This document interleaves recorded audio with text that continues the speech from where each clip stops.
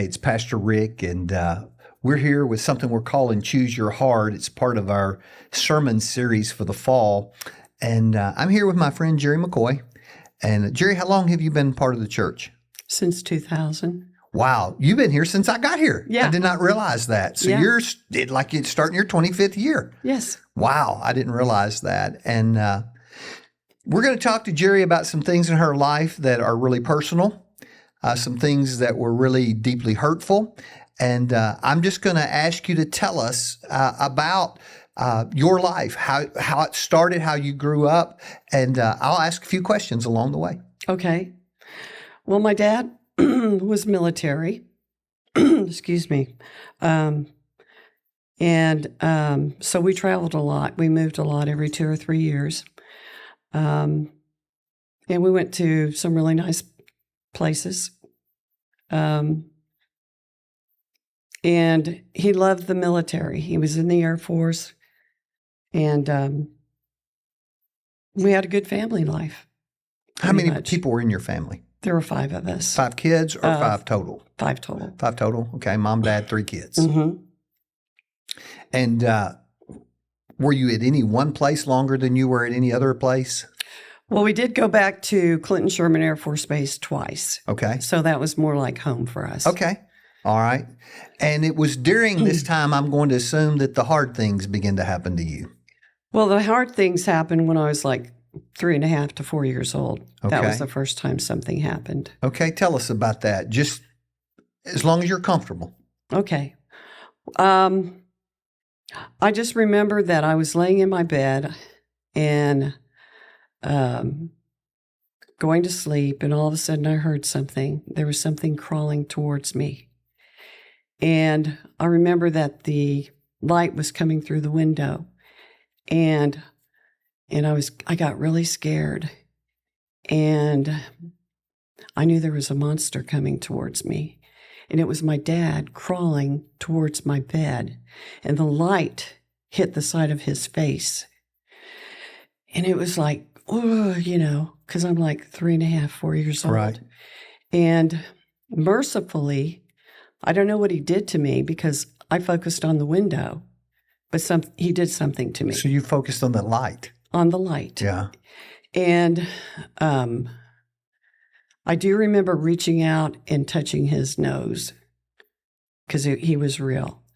So after a while, he left. He crawled out again.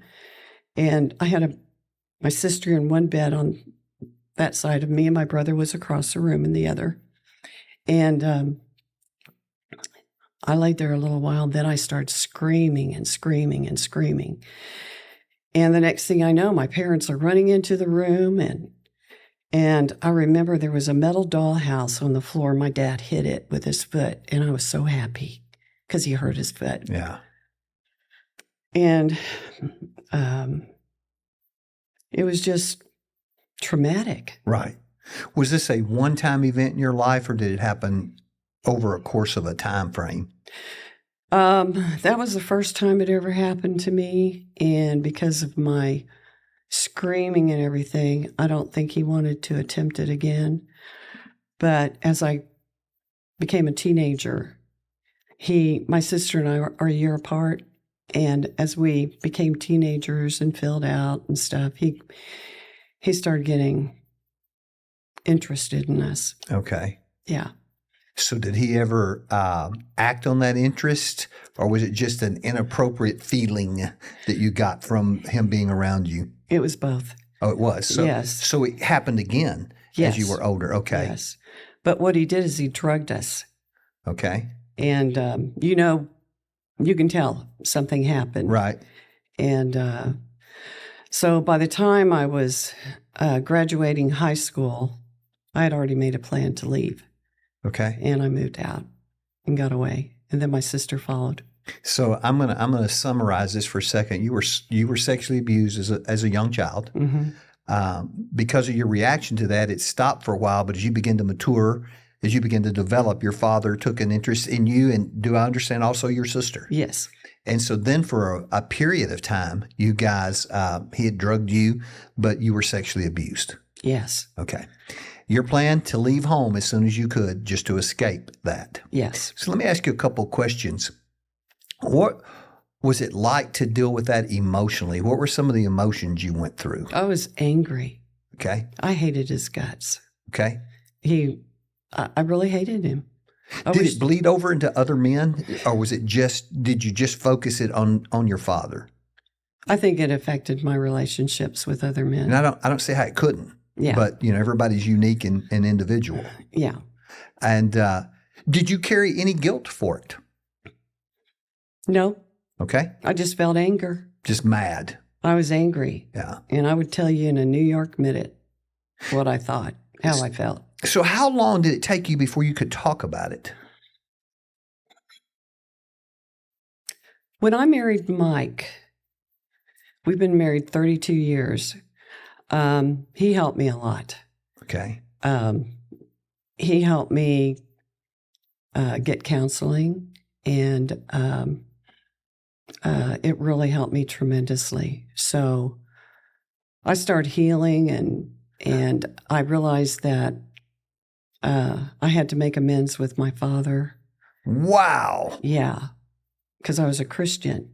Okay. I had to. So let me pause. Let me get a time frame on this. Okay. Okay. You married Mike. How old were you?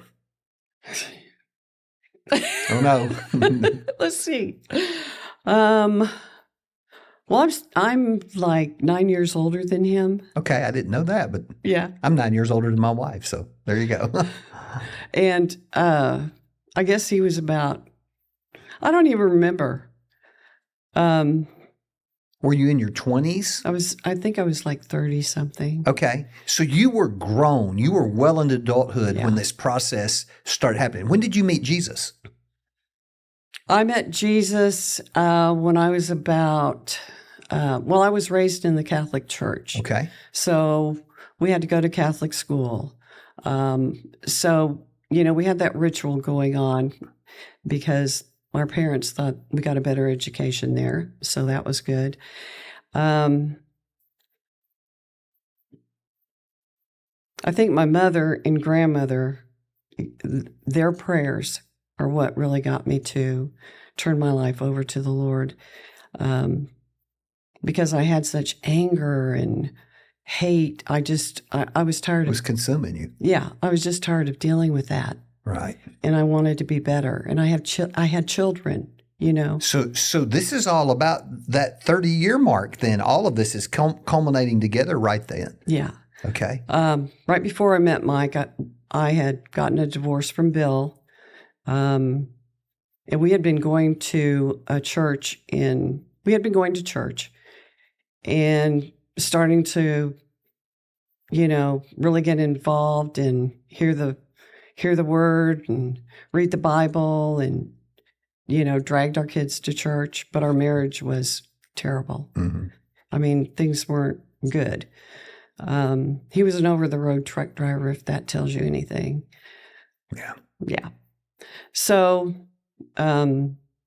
we got a divorce. I started going to First Baptist Church in Hera, and another friend and I started the singles class there.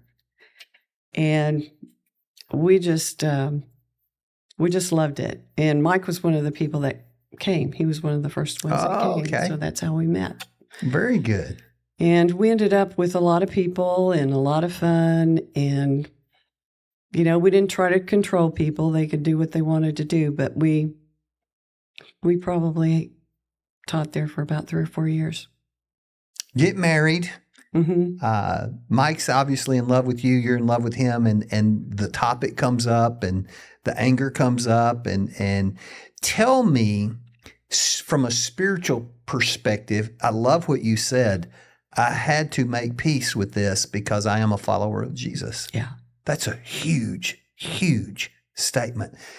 Talk about that for just a little bit. What did that look like for you to give up that anger? And have a resolution with your father? Well, Mike and I talked about it, and we both knew I had to do it. We had to resolve it. And we're real family oriented with Thanksgiving, Christmas, birthdays, and Father's Day and all that. And so I started inviting him out. So had there been a break in that? Yes. How many years since you invited your father over for like a holiday? A long time? I really didn't talk to him that much. But Mike, Mike was really wise because he knew I would probably regret it. He's got a gentle spirit, doesn't he? Sometimes. Yeah, he's very intelligent, very, very smart. But anyway, at that time, my mother was living with us. And I said, I'm inviting Dad and Rosalie out because we're going to start having, them out here. And the first time we did that, she stayed in her room. But eventually she came out and everybody was friends. And I just laid some ground rules for him. You're not going to be alone with any of the grandkids. Stop. People all the time go, oh, but if I forgive them, I have to give them full reign in my life. No, forgiveness doesn't equate with stupidity, right? Is that, man, and that's so wise because to go, okay, I'm going to forgive you, but here are the boundaries for our relationship and the boundaries for life. So wise because now you're protecting other people. Yeah, and if he disappeared, we go, where's Dad? Where is he? And he was sneaky. He would bring dirty jokes on a piece of paper to show the guys, and Mike had to say, we can't do that. Right. Wow. So eventually he realized, you're welcome to come out here, but this is the way it's going to be. And I'm so thankful I did that because things were resolved. Was there a moment when you realized I'm free from this anger? I think it was over a period of time. Does it creep back up now? It tries to, but I don't let it. And I think it does for all of us, right? I think that's an honest answer.